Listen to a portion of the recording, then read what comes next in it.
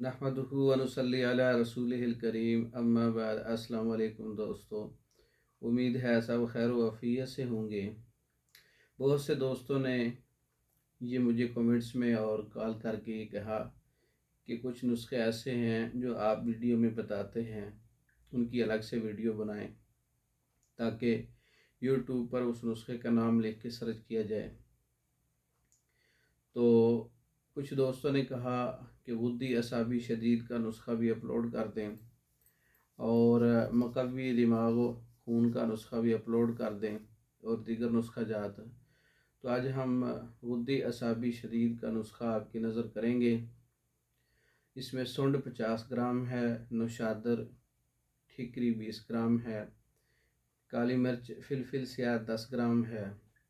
तमाम जड़ी बूटियों का बारीक सफ़ूफ बना लें और इसको अच्छी तरह से मिक्स कर लें। इसका 500 mg कैप्सूल भी भर सकते हैं, इसकी आप गोली भी बना सकते हैं, इसको आप पाउडर फार्म में भी वैसे ही इस्तेमाल कर सकते हैं।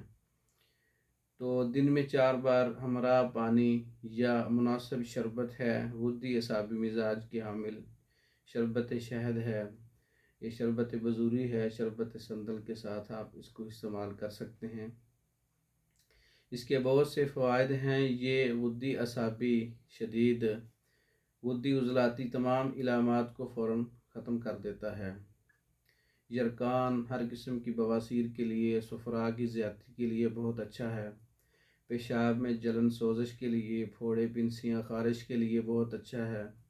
पेचिस के लिए और जिगर की ख़राबी के लिए, जिगर की गर्मी के लिए, सफ़रावी बुखारों के लिए इसका इस्तेमाल बहुत अच्छा है वुद्दी असाबी शदीद का।